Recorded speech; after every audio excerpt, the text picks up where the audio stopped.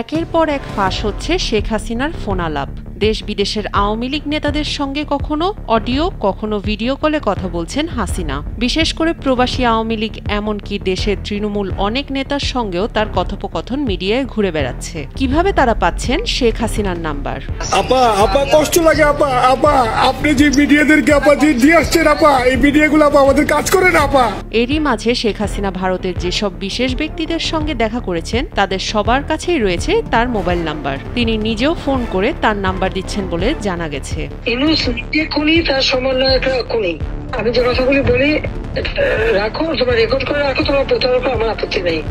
জি দাদা, জি আপা, thank you.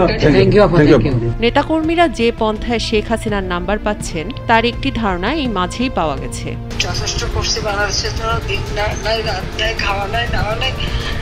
আরবি আপা আপনার পালিত ওরা আপনি এই কাজটা করলো এর চেয়ে কষ্ট কোথায় আছে আপা? ভারতে অবস্থানরত ক্ষমতাচ্যুত সাবেক এই প্রধানমন্ত্রী ঠিক কোথায় আছেন, কার কার সঙ্গে দেখা করছেন তা স্পষ্ট করছে না দেশটি।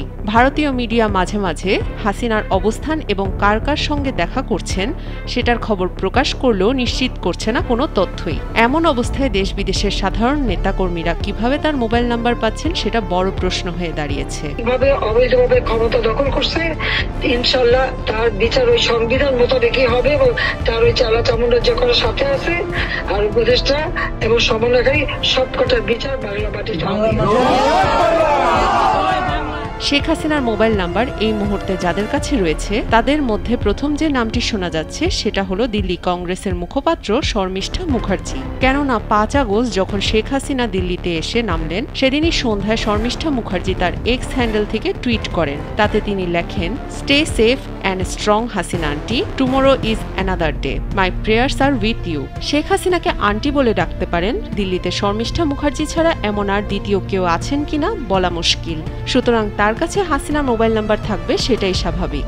এই দেশটা আমার বাপের, আমার বাপ স্বাধীন করে দিয়ে গেছে। আমি জানি এই দেশটা আমি কি শুট করে আবার আমার উপদেষ্টা বানাতে চোর একটা। দিল্লিতে আজও আছেন ভারতীয় সেনাবাহিনীর সাবেক কর্নেল অশোক তারা। তিনি ৭১-এর ১৭ ডিসেম্বর সকালে ধানমন্ডিতে পাকিস্তানি সেনাদের পাহারায় থাকা শেখ হাসিনা সহ মুজিব পরিবারের সদস্যদের প্রাণ বাঁচিয়েছিলেন। আজও অশোক তারা ও তার স্ত্রী দুজনের সঙ্গে শেখ হাসিনার দারুণ সুসম্পর্ক।